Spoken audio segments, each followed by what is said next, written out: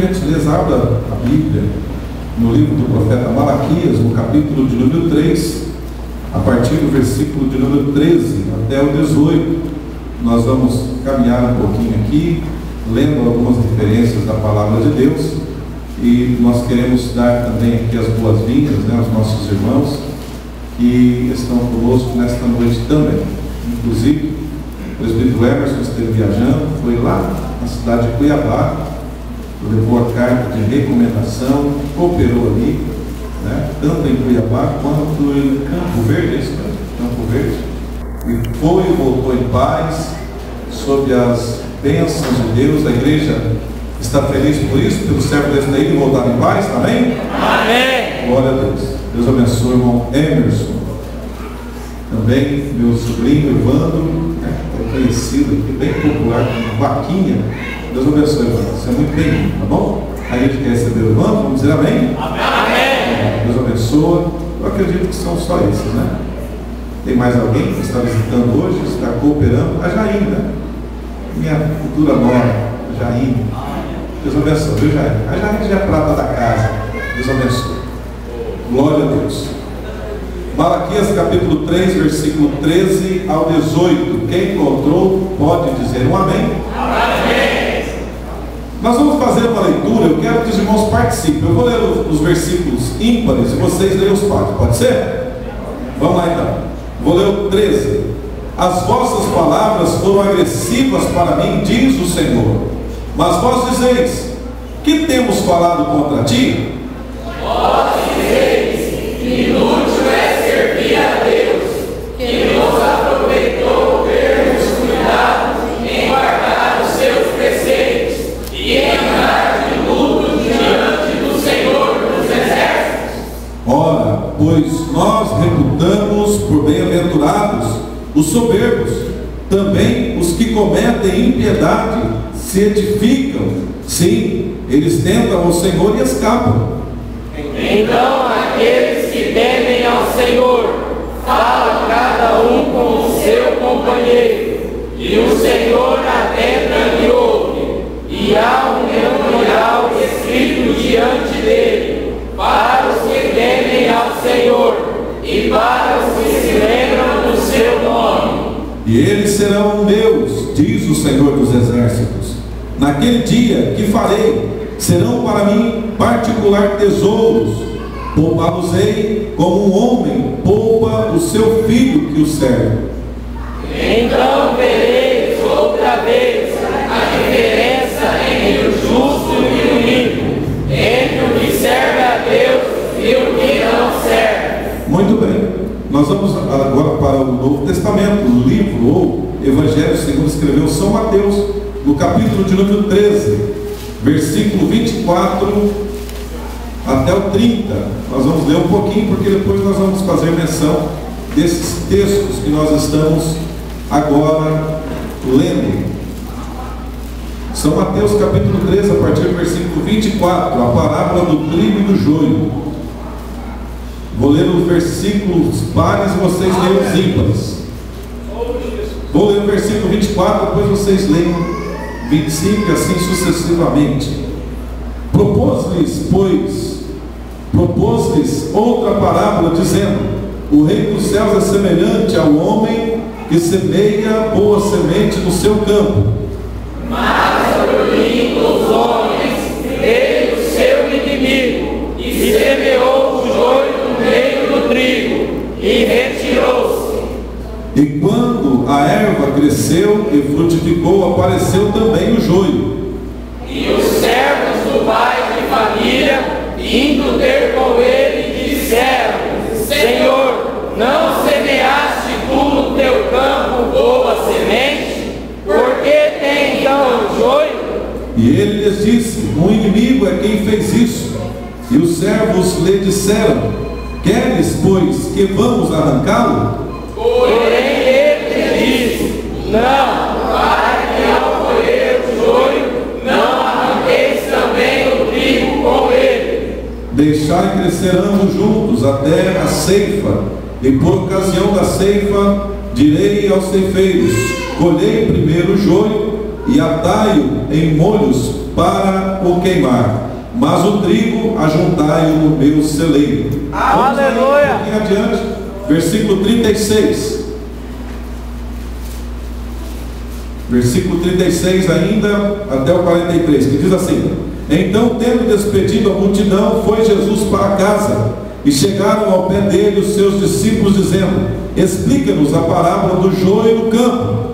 E ele respondendo disse-lhes: o que semeia a boa semente é o Filho do homem. O campo é o mundo, a boa semente são os filhos do reino, e o joio são os filhos do maligno. O inimigo que o semeou é o diabo, e a ceifa é o fim do mundo, e os ceifeiros são os anjos. Assim como o joio é colhido e queimado no fogo, assim será na consumação deste mundo. Mandará o Filho do homem os seus anjos, e eles colherão do seu reino tudo que causa escândalo, e os que cometem iniquidade. E lançá-los-ão na fornalha de fogo, ali haverá pranto e ranger de dentes. Então os justos resplandecerão como o sol, no reino de seu Pai. Quem tem ouvidos para ouvir, ouça. Amém. Muito obrigado pela atenção. Pode se assentar, por gentileza. Meus irmãos, nós estamos diante de uma palavra poderosa de Deus para os nossos corações nesta noite. A palavra de Deus, ora ela é consolação, ora ela é também alerta, ora ela vem para nos chamar a atenção, para nos despertarmos. E hoje Deus tem para nós uma palavra de exortação, uma palavra de alerta, de aviso, porque hoje é um culto muito especial. O culto mais especial tem comigo em particular, e cremos através da palavra de Deus, que o culto de ceia é o culto memorial, o culto onde nós participamos da comunhão, tanto no sentido horizontal, de irmãos para com os irmãos, e também vertical, e nós temos a comunhão direta com Deus, através de Jesus Cristo, através do sangue derramado ali na cruz do Calvário. E Ele mesmo nos diz: fazei isto em memória de mim. Isto o quê? O participar da ceia. Os dois elementos que são aqui apresentados para que nós possamos participar deles é o pão, que simboliza o corpo de Jesus, o corpo que foi entregue ali na cruz do Calvário para nos dar a certeza da salvação e da vida eterna. E também o vinho, ou o suco da uva, que simboliza o sangue de Jesus, sangue este que foi derramado na cruz do Calvário para nos purificar de todo pecado. E o próprio Jesus, ele disse: aquele que não bebe a minha carne, não come meu, ou seja, não come a minha carne, não bebe meu sangue, não pode fazer parte do meu reino, não tem parte comigo no meu reino. Então todos aqueles que estão em comunhão, tanto com a igreja, uns para com os outros, e com Cristo, esses estão aptos para participar da ceia do Senhor. Porém, muitos que não estão preparados, não estão aptos para participar da ceia, porque não estão ainda desfrutando desta comunhão. Alguns estão chegando, está com pouco tempo, alguns novos convertidos que ainda não são batizados nas águas, e tem outros que ainda, por um motivo ou por outro, estão fora da comunhão. Mas o que nós vemos hoje aqui, através da palavra que nós já lemos, que Deus ele tem algo a falar ao nosso coração de grande importância. E esta palavra é para todos nós, tanto aqueles que já são batizados nas águas, estão desfrutando da perfeita comunhão com Cristo e com a igreja, e também dos nossos amigos, dos nossos visitantes, dos novos convertidos. Enfim, a palavra é para nós. Deus nos trouxe nesta noite a este santuário para falar aos nossos corações de uma forma gloriosa. E a palavra que lemos, embora uma palavra um pouco mais forte, né, mas nós precisamos estar atentos a tudo aquilo que Deus tem para falar conosco. Hoje à tarde eu estava muito preocupado, né? Hoje de manhã nós estivemos aqui na Escola Bíblica Dominical. Vemos que a Escola Bíblica Dominical está tão desfalcada. Eu fiquei muito triste. Imagine o coração de Deus como não está. Triste, porque quando se trata de escola dominical, que é aprendizado da palavra, quando se trata de evangelização, fizemos aqui um projeto Casa de Paz, que está uma bênção, viu? Uma bênção. Nós conseguimos formar numa congregação que tem mais de 100 membros, nós conseguimos formar somente 7 duplas, 7 equipes para a evangelização. E isso me causou um espanto e uma preocupação muito grande. E também, quando se trata de reunião de oração, né? Quando fala assim, nós vamos fazer uma campanha de oração, nós vamos orar, vem ali somente a minoria. E isso me causa uma tristeza muito grande, como pastor, como líder. Eu me sinto feliz por ser pastor, por ser líder desta congregação. E não foi o homem que me colocou aqui, mas foi Deus. Deus, Ele é o sumo pastor, Ele é o pastor dos pastores. E nós temos que nos curvar diante dele, reconhecer isso. Ele é o sumo pastor e nós nos dobramos diante dele. Porém, há no coração desse humilde servo de Deus uma preocupação muito grande. E quando nesta tarde eu estava orando e meditando na palavra de Deus, pensando assim: Senhor, o que o Senhor tem para falar com a igreja hoje? E Deus, dentre muitas palavras que a gente vai folheando a Bíblia e orando: Senhor, me dê uma palavra. Senhor, eu preciso, o Senhor precisa falar com o teu povo hoje. Me veio à mente esses versículos do livro do profeta Malaquias, no capítulo 3. O livro do profeta Malaquias, como nós temos as informações, ele foi ali escrito por esse profeta. Malaquias quer dizer mensageiro, tá, pessoal? Mensageiro. Mensageiro, que é também sinônimo de anjo. Anjo é mensageiro, arauto de Deus. E Malaquias, o significado do seu nome é esse, mensageiro. Qual foi o contexto que Malaquias profetizou? Foi um contexto que a Bíblia nos mostra, nos fala do povo de Israel, quando já tinha voltado do cativeiro, já tinha voltado da Babilônia, já estavam novamente nas suas terras. E o povo, quando ainda estava sendo levado para a Babilônia, como cativos, como presos, foi também por um motivo, porque eles tinham deixado os mandamentos de Deus, estavam distantes de Deus, e Deus permitiu que o inimigo chegasse e levasse eles para o cativeiro. Eles ficaram ali 70 anos na Babilônia. 70 anos, irmãos, não é 70 dias, é tempo, é uma vida toda. 70 anos ali cativos, presos. Aí eu quero que você observe aqui, eu vou pedir para o Everton me ajudar, Salmo 137, que fala quando eles estavam sendo levados ali para o cativeiro, para a Babilônia. Então, é mencionado ali no Salmo de número 137, que fala desta maneira: junto aos rios de Babilônia nos assentamos e choramos, lembrando-nos de Sião. Nos salgueiros ou nos arvoredos, lá nas árvores que há no meio dela, penduramos as nossas harpas, os instrumentos de música, porquanto aqueles que nos levaram cativos nos pediam uma canção, e os que nos destruíram, que os alegrássemos, dizendo: cantai-nos um dos cânticos de Sião. Aí o versículo 4 diz assim: mas como entoaremos o cântico do Senhor em terra estranha? Nesse momento, onde que eles estavam? O povo de Israel, o povo de Deus estava cativo, estava na Babilônia, estavam sendo levados como escravos, e estavam ali. Eles disseram aqui, olha, o salmista escrevendo, mencionando aqui a posição do povo, como que o povo estava naquele momento.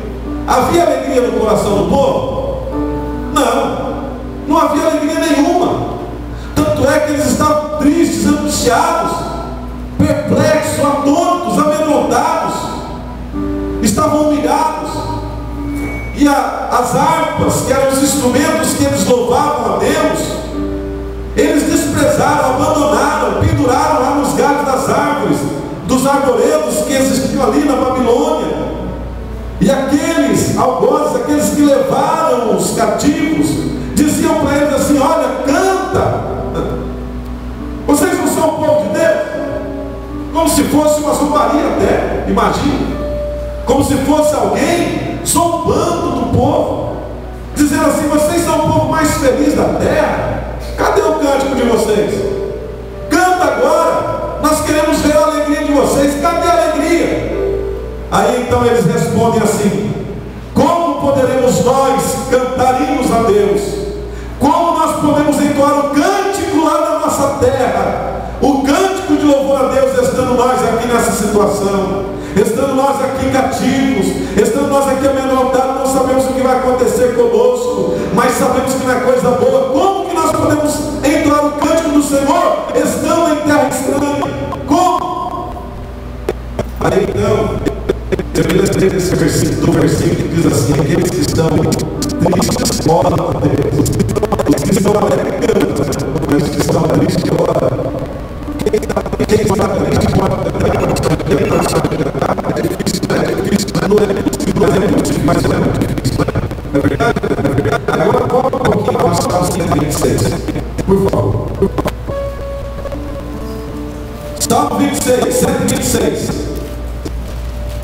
Que diz assim: quando o Senhor trouxe do cativeiro, agora eles já estão voltando do cativeiro, depois de 70 anos cativos. Agora diz assim: ó, quando o Senhor trouxe do cativeiro os que voltaram a Sião, estávamos como os que sonham.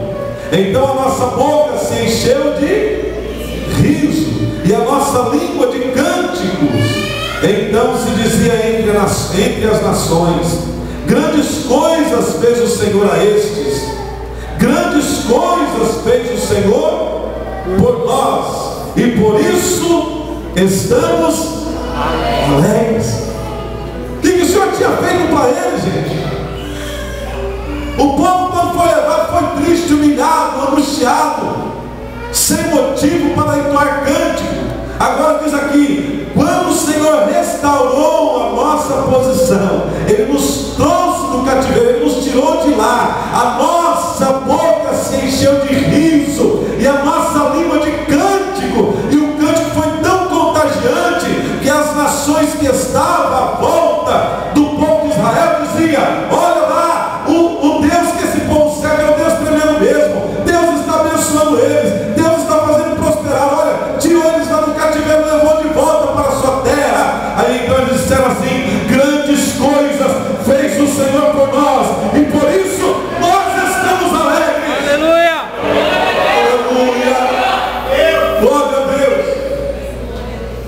Era para essa alegria perdurar, irmãos, sempre, eternamente. Era para eles serem gratos a Deus, fazendo de melhor para o Senhor. Eles ficaram 70 anos cativos, sofreram a beça, sofreram demais. Agora Deus estava trazendo o povo de volta para a terra. A reconstrução nos dias de Neemias, né, nos muros de Jerusalém. Agora no tempo aqui de Malaquias, provavelmente Malaquias foi contemporâneo de Esdras e também era Zorobabel, me parece que era Zorobabel, que construíram ali o templo. E aí então, irmãos, sabe qual era o jeito que o povo agia com Deus? O povo fazia tanta coisa errada, viu? Pecava contra Deus e falava assim: o que nós estamos errando, Senhor? O que nós estamos fazendo de errado, Senhor? Logo no primeiro capítulo aí do livro de Malaquias, Deus vai falar com o povo desta forma: olha, Vocês dizem que eu sou o Pai. Vocês dizem que eu sou o Senhor. Onde está a honra que vocês dão a mim como Senhor? Se vocês dizem que eu sou o Pai, fizeste bem. Mas cadê a honra? Cadê o respeito? Se vocês dizem que eu sou o Senhor, onde está a honra? Aí você vai, como, Senhor, que nós não te damos honra? Aí Deus repreende: pô, vocês trazem animal para o sacrifício, animal sardento, cheio de defeito, aleijado. Vocês não me respeitam como Pai, vocês não me respeitam como Senhor. E Deus, irmãos, é o Pai amoroso, é o Senhor amoroso. Aleluia. O Senhor que nunca deixou o seu povo sozinho. Mesmo no cativeiro, Deus tinha cuidado com o povo. Deus abençoava o povo, mesmo estando em cativeiro. Para vocês terem noção, Deus nunca desprezou o seu povo. E aí chega nesse momento aqui, Deus usa o profeta Malaquias para falar com o povo dessa forma. O povo, na realidade, estava de que forma? Servindo a Deus de que maneira? Sem compromisso. Que compromisso tinha o povo de Israel com Deus nessa ocasião aqui? Nenhum. Aí Deus diz assim: olha, pega um animal desse aí que vocês estão oferecendo para mim como sacrifício e leva lá para o rei. Oferece para ele, fala assim: rei, toque um presente. E leva um animal com defeito para vocês verem. O que será que eles vão pensar de você? Eu pergunto para vocês aqui, irmãos, nos nossos dias. Será que tem crente sem compromisso? Tem, irmão? Me responda. Será que tem crente que não está nem aí com as coisas de Deus? Deixa as coisas de Deus em segundo plano? Será que tem, irmãos? Será que tem? E não é pouco. E não são poucos aqueles que não têm compromisso com as coisas de Deus. As coisas de Deus ficam sempre em segundo plano. Fica sempre para depois. Ah, se der eu vou. Ô pastor, não deu certo, rapaz. Eu tenho que ir numa festa, eu tenho que ir nisso, tenho que ir naquilo, não vai dar para mim não. Onde está o compromisso com Deus? Aleluia! Irmão? E então nós vamos ver uma igreja hoje, na atualidade, uma igreja acomodada. De que maneira que está acomodada? As coisas de Deus ficam sempre em segundo plano. E tem pessoas que às vezes não gostam nem de ouvir essas palavras. Tem pessoas que acham: o pastor está pesado. O pastor Marcos falou isso. Não gostei que ele falou isso aí não. Mas sabe o que acontece, irmãos? Não é o pastor Marcos que está falando, não. É a palavra. Se você tiver que ver o hino Samuel Mariano e falar assim: quem mandou foi ele. E quem não gostar daquilo que ele faz, vai perguntar para ele. Olha, irmão. E a palavra de Deus, ela é como uma espada de dois gumes. Ela corta para lá, mas corta para cá também. Primeiro Deus fala com aquele que prega, viu? Se eu estou falando para vocês é porque Deus falou comigo que eu preciso melhorar muito. Eu tenho que melhorar muito se eu quiser chegar no céu. Eu preciso melhorar muito se eu quiser alcançar o reino de Deus. E tem pessoas que estão tão acomodados. A nossa casa, irmão, parece que é um paraíso já, né? Tem a televisão, liga a televisão, vai ver novela, vai ver o jogo de futebol, vai ver tantas outras coisas. Tem dinheiro no bolso, vamos fazer tantas coisas aí, vamos fazer festa, vamos fazer isso, fazer aquilo. E as coisas de Deus sempre em segundo plano. A nossa casa e os nossos negócios, as nossas coisas nos prendem, nos tiram o espaço ou o tempo que nós devemos devotar ao Senhor. E aí nós perguntamos: Senhor, eu estou fazendo tudo certinho, no que eu estou errado, Senhor? Pare e analise. Vamos parar para analisar a nossa vida. Aí o texto que eu pedi aqui para colocar ali como um texto paralelo, nós vamos ver Jesus ensinando e falando sobre a parábola do joio e do trigo. Primeiro nós vemos aqui um crente sem compromisso. Agora, tem os filhos filhos do maligno também no meio do povo de Deus? Será que tem, mano? Será que tem gente ruim no meio da igreja? Ah, pastor, eu acho que não tem não. Todo mundo é bonzinho. Todo mundo é filho de Deus. Vocês concordam com isso? Que todo mundo é filho de Deus? Você chega no cachaceiro que está lá jogado na sarjeta e fala assim: meu amigo, você é filho de Deus ou do diabo? Eu, filho do diabo? Eu sou filho de Deus. Quer aceitar Jesus? Não, isso aí eu não quero nada. Aí eu pergunto para vocês: todos são filhos de Deus? Jesus disse assim, que ele veio para o que era seu, mas os seus não o receberam. Aí a continuação do texto: mas todos quanto o receberam, ou seja, todos que aceitaram a Jesus, todos que têm compromisso com Deus, que fazem a vontade de Deus. Aí então o texto continua assim, ó: a esses Deus deu-lhes o direito de ser feito seus filhos. Agora você vai concordar comigo em um ponto, que todos nós somos criaturas de Deus, mas filhos de Deus, irmãos, nem todos são.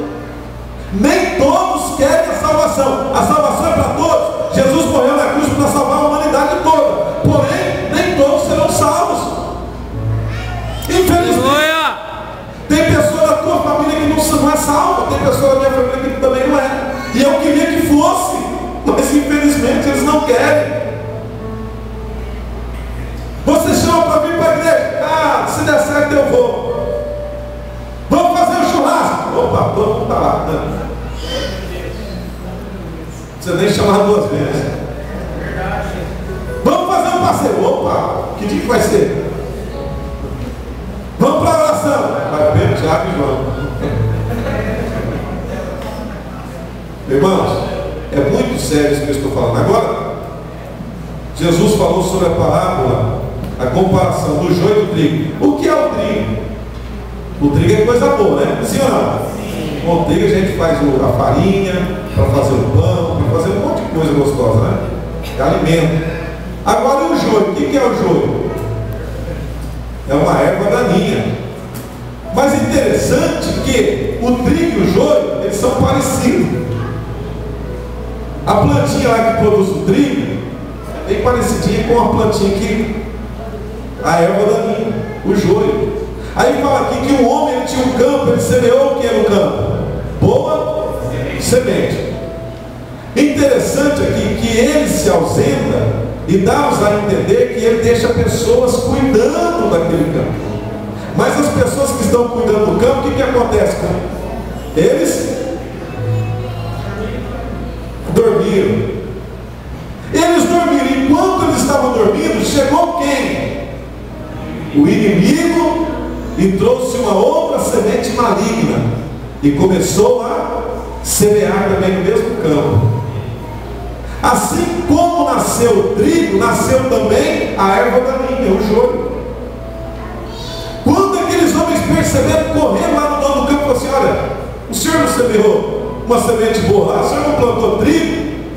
E nós estamos vendo que está crescendo uma planta lá, é parecida, mas não é trigo, é joio, é erva daninha. Ele falou assim: olha, por certo foi o inimigo que fez isso aí. Aí ele falou assim: então vamos arrancar essa praga. Aí ele disse: não, deixa esse negócio aí. Se vocês forem arrancar o joio, corre o risco de arrancar também o trigo. Corre o risco de arrancar o trigo também, então deixa crescer junto. Na época da colheita, eu vou dar ordem e os servos vão lá, arranca primeiro as ervas daninhas, faz os feixes e joga onde? Joga no fogo, porque a erva daninha não presta, vai para o fogo. E o trigo, então, os servos vão ajudar e levar para os meus celeiros. Essa é a Os discípulos não entenderam a palavra de Jesus. E quando Jesus estava lá sozinho, eles chegaram e disseram: mas qual é a explicação disso aí? Vamos colocar ali para o povo ver de novo. São Mateus capítulo 13, versículo 36 ao 43. Vocês vão ver aí. Qual é a explicação? Pastor, o que quer dizer essa palavra aí? Do trigo, do joio, o que é o trigo, o que é o joio? Vamos ver aqui a explicação de Jesus então. Então, tendo despedido a multidão, foi Jesus para casa. E chegaram ao pé dele os seus discípulos, dizendo: explica-nos a parábola do joio do campo. E ele respondendo disse-lhes: o que semeia boa semente é quem? O Filho do Homem. Quem é o Filho do Homem? Jesus. Ele veio com uma palavra de salvação, de libertação, de vida eterna, para que todo mundo fosse salvo. Não foi? Hein, gente? A salvação é para todos? Mas todos serão salvos? Presta atenção aí. Então respondeu, ele disse: que semeia boa semente é o Filho do Homem. O campo é o mundo. A boa semente são quem? Os filhos do rei, ou seja, aqueles que são servos de Deus. E o joio, quem que é o joio? Será que tem filho do maligno, irmão? Será que tem os filhos do maligno? A palavra do profeta Malaquias, em dado momento que o povo estava acomodado, em dado momento que o povo não tinha compromisso com Deus, fazia as coisas de qualquer jeito, oferecia para Deus animal com defeito, servia a Deus de qualquer forma, relaxadamente, e ainda perguntava: ah, Deus, mas não está bom assim, nós não estamos servindo legalzinho, não está tudo redondinho, em que nós estamos errados, Deus? Tem muita gente que está servindo a Deus aí acomodado, tudo de qualquer jeito, e ainda está perguntando: Deus, o Senhor me ama assim, não? Deus ama, mas quer abundância, meu filho. Deus ama, mas Ele quer um particular com você. Ele quer ver a tua vida mudada. Quem serve a Deus tem diferença do mundo. Aleluia. E o povo então dizia assim: ah, mas servir a Deus, não servir a Deus, debalde, ou seja, em vão. No capítulo que nós lemos, capítulo 3, versículo 17 e 18. Que aí então Deus fala assim: olha, e outra vez vocês vão ver a diferença do justo e do ímpio, do que serve a Deus e do que não serve. A palavra do trigo e do joio aqui retrata muito bem isso aqui.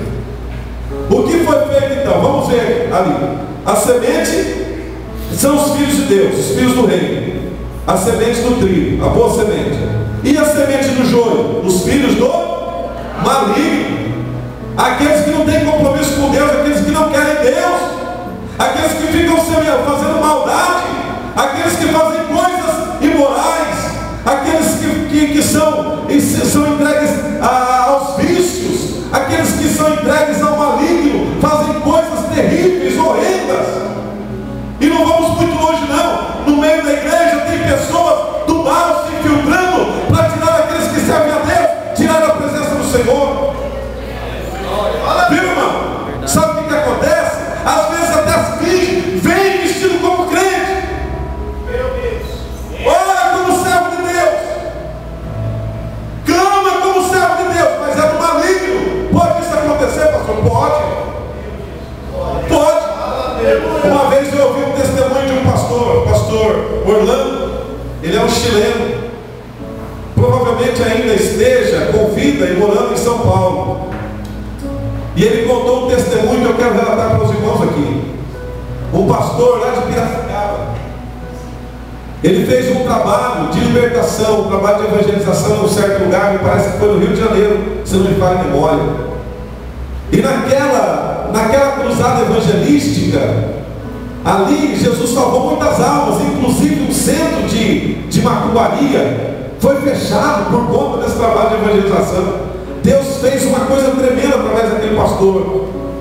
E o pastor então agora em Piracicaba, e ele recebeu ali uma pessoa que adentrou a igreja muito aflito. Foi um culto muito lindo, quando aquele rapaz, aquele homem adentrou ali, ouviu a mensagem, o pastor pregou, o pastor falou de Jesus, e quando ele falou assim: olha, quem quer se entregar para Jesus? Aquele moço veio para frente, veio chorando: eu quero, pastor, eu quero aceitar Jesus. E veio para frente, chorando.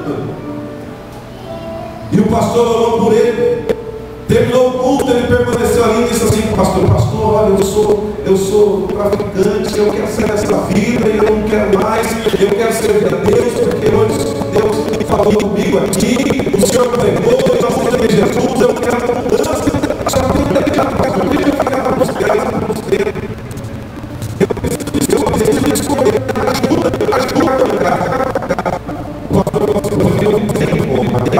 Minha casa é a igreja, eu não posso de jeito nenhum.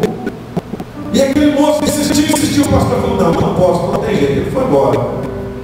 Passou uns dias, olha o moço de novo, na igreja. Enquanto o pastor pregava, ele levantava a mão, dava glória, dizia aleluia. Na hora que ia orar, ele orava também, levantava a mão. Olha, crente, converteu mesmo. Terminou o culto, ele chega no pastor. Foi naquela época que ele tinha lançado o Tempra, aquele carro da Fiat. Naquela época era o carro, é o top de linha. E encostou de frente da igreja aquele Tempra, novinho, trouxe a chave, deu na mão do pastor e falou, pastor, é um presente que eu estou te dando, mas me ajuda, rapaz, você sai, estou te dando esse presente. O pastor falou, meu filho, não tem como, não quero teu presente, fica para você, e não posso receber você na minha casa. Não tem jeito. Aquele moço foi embora contrariado, voltou no outro culto. E o pastor, numa oração, o pastor falou assim, Senhor, eu preciso, meu Deus, da tua ajuda. Eu preciso adquirir minha casa. E olha só, irmão, prestou atenção na oração do pastor. Ele veio naquele culto, dava glória a Deus, orava, e junto com o povo ali, terminou o culto, ele chegou ao pastor e falou assim, pastor, eu tenho uma proposta boa para o senhor. O senhor pode escolher qualquer lugar da cidade. O senhor pode escolher, pastor, o melhor lugar da cidade. Eu vou te dar uma casa de presente. Eu sei que o senhor não tem casa, que a casa que o senhor mora é a casa da igreja, não é que o senhor me falou? Então eu vou dar uma casa para o senhor. O senhor pode ser na cidade, pode escolher o lugar mais lindo da cidade. Eu vou dar uma casa para o senhor de presente. Naquela noite, irmãos, para amanhecer aquele dia antes do culto, o pastor havia tido um sonho. E naquele sonho chegava uma pessoa toda encapuzada, com uma metralhadora na mão, apontando a arma para a esposa e os filhos do pastor, e metralhou a família do pastor, matou, metralhado, no sonho, viu? E depois olhou para o pastor e disse assim, agora é a tua vez. E o pastor acordou assustado, meu Deus, o que será isso? E aí então naquela noite, aquela proposta, era uma proposta tentadora, né? Será que hoje o pastor receberia, hein, gente? Será? Um Tempra novo? Hoje um carro do ano hoje? Corolla. Hoje o Tempra não tem mais ano, é o Corolla. Será? Uma noite só, pastor, deixa eu passar uma noite na tua casa. Aí aquele homem, a última tentativa, pastor, uma casa, não quero. Fique você constante, não posso te ajudar nesse particular. Aí então ele disse assim, olha pastor, agora eu vi que o senhor realmente é o homem de Deus. Eu vou te contar, pastor, o que aconteceu. E eu estou vendo que o senhor é um servo de Deus, e eu não posso fazer o que me mandaram fazer. Aí o pastor olhou assim a conta e falou assim, mas o que está acontecendo? Ele falou assim, olha, o senhor foi fazer um trabalho de evangelização em tal lugar, assim, assim, assim, fechou um terreiro de um bando, de macumbaria, e o macumbeiro, o pai de santo, me contratou para eu vir aqui na tua igreja fazer para o senhor estas propostas e para dar esse presente para o senhor, para eu ficar uma noite na tua casa. Sabe o que ia acontecer? Se eu entrasse na tua casa, eu ia metralhar a sua família e ia matar o senhor, porque eu fui contratado para isso. Meus irmãos, o Deus que você serve revela, o Deus que você serve te alerta.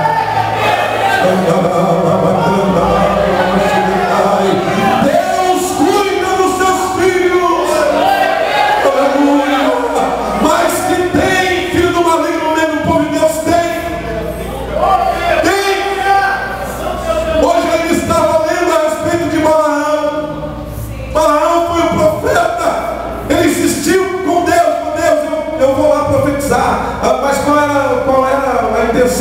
era profetizar Amaleque. É o povo amalequita mesmo. Está em Números capítulo 22. Me parece que é isso aí. E era para profetizar contra o povo de Israel, para eles ganharem a guerra. E Balaão ficou todo aceso, né? Quando ele foi falar com Deus, ele falou: não vai não. Ele insistiu, porque o rei amalequita levou presente para ele: ouro, prata, roupas, e aquela coiseira toda, né? E ele falou: não posso perder esse negócio aí, rapaz. Quanto presente, quanto ouro, quanta coisa boa, eu não posso perder. Aí foi falar com Deus. Eu falei: então vai. Já que você está insistindo, está tempo, então vai. Só que o que você for falar, eu vou colocar as palavras na tua boca, tá bom? Ele preparou a jumentinha e tal, foi para a estrada. Por 3 vezes a jumenta deu umas esquivadas assim, e de repente a jumenta caiu por cima dele. Ele já deu um chute na jumenta, né?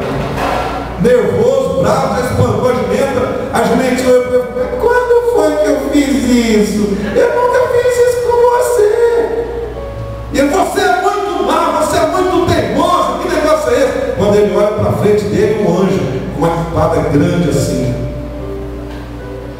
para matá-lo. Ele não via, mas a jumenta estava vendo. E ele estava tão assim, irmão, cego, que ele nem percebeu que a jumenta estava falando. Viu? Deus usou a jumenta para falar com Balaão, e Balaão cego, não estava percebendo. Aí sabe o que ele fez? Ele foi, profetizou, mas tudo aquilo que ele profetizava era bênção, viu? Deus colocou bênção. Ele levantava a mão para proferir maldição, Deus convertia em bênção, viu? Porque Deus tem bênção para o seu povo, não tem maldição. Aí o rei pegou e ficou indignado: não, que negócio é esse? Eu te contratei para você amaldiçoar o povo, não é para abençoar, não. O povo está ficando mais forte, mais abençoado, tem que não perder a guerra, né? Aí ele pegou e chamou o rei do lado e falou assim: espera um pouquinho, desse jeito não teve condições, então vamos fazer diferente. Vamos colocar lá no meio do povo umas prostitutas. Vamos colocar no meio do povo a idolatria. Acho que é falar isso aqui.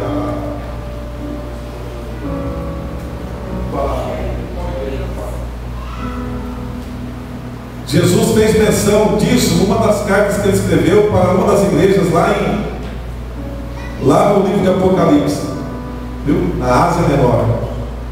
Balaão, ele foi para amaldiçoar, não pôde amaldiçoar porque Deus converteu em bênção. Mas aí sabe o que ele fez? Deu ideia para o rei, e falou: não, olha, sabe o que você faz? Coloca as prostitutas lá no meio, infiltra um povo ruim lá no meio do povo de Deus lá. Aí chegam as prostitutas e os homens todos ficaram cegueirados, admirados: olha que mulheraço, olha. Aí as mulheres vieram com deuses estranhos.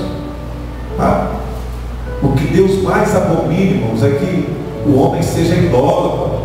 Da glória que deve ser dada a Deus, dá outras coisas aos ídolos, viu? Aí então, no capítulo 24 de Números, fala que morreu, que Deus feriu uma praga e morreu as pessoas, 24 mil pessoas, e só não morreu mais porque teve um corajoso lá, que levantou contra o capitão bem tranquilo, com uma dona, né? Uma dona lá, se prostituindo lá na tenda. Aí chegou um homem lá e matou tanto o soldado quanto a prostituta, matou. Aí então a ira de Deus se abrandou, viu? Mas interessante, irmãos, que o que é mesmo a semente do joio é o que? Aí ainda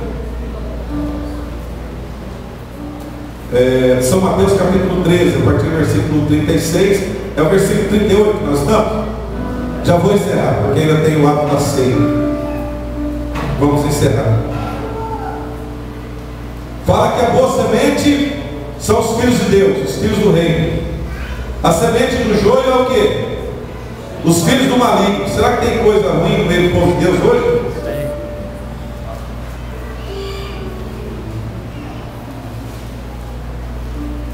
E o versículo de número 38 agora, é isso? Vamos ver.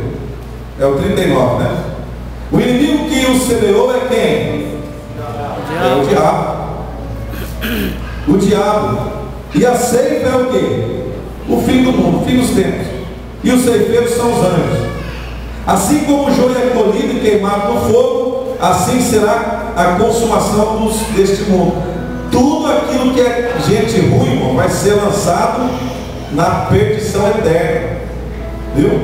Aí então, olha só, tem gente que fala assim: ah, mas eu estou vendo aí o povo levando a vida de qualquer maneira e está sendo bem sucedido ainda. O joio está no meio do trigo, mas será que Deus não está vendo isso? Será que o pastor não está vendo isso? Será que Deus não se importa com isso? Às vezes, irmão, o pastor queria que fosse de outra forma. Queria que o povo realmente fosse devoto a Deus, que o povo realmente aceitasse a Jesus como Senhor, como Salvador. Para isso a gente prega na igreja, prega na rua, prega no rádio, há mensagem na televisão, dizendo: olha, Jesus te ama, Jesus quer salvar você. Mas infelizmente o povo não quer. Prefere a prostituição, prefere a bebida, prefere os vícios, prefere a imoralidade, prefere as redes da internet, onde existem as orgias, as pornografias, as coisas imorais. O povo está acatando a isso aí. E ainda pergunta para Deus: ah, Senhor, mas o que eu estou fazendo de errado? Meu filho, faça um exame introspectivo. Olha para dentro de você, como está a tua vida com Deus. Olhemos para dentro de nós, como estamos com Deus. Aleluia. Naquele dia vocês vão ver a diferença daqueles que temem a Deus e os que não temem, daqueles que são sinceros com Deus e os que não são. Os que são servos de Deus serão recolhidos para a glória, para a eternidade, vão cantar livro da vitória. Mas aqueles que não têm Jesus, aqueles que levam as coisas de Deus de qualquer maneira, vai para a perdição eterna. Não é o pastor Marcos que está falando, mas é a palavra de Deus. Vamos nos despertar, igreja do Senhor. Vamos estar alerta. Os sinais estão se cumprindo, a vinda de Jesus se aproxima. E tem tanta gente dormindo. O som da negligência, o som da violência. Desperta, saia da área de conforto e entre no campo de batalha para servir a Deus, para ganhar almas para Jesus. Você precisa se despertar. Nós precisamos nos despertar e atentarmos naquilo que Deus tem para nós. Deus quer que sejamos instrumentos nas suas mãos. Vamos ficar de pé, por gentileza. Que o Espírito Santo venha falar mais forte que falar no coração. Aleluia.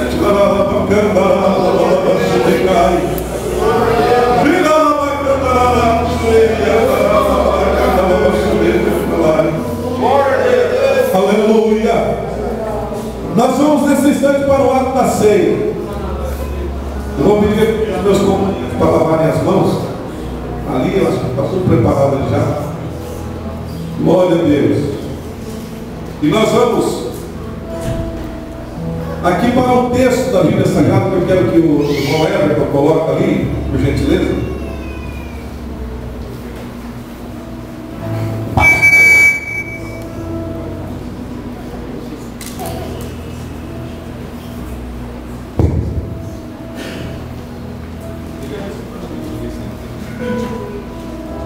Isso aqui é pedido de oração? Quem trouxe o pedido de oração?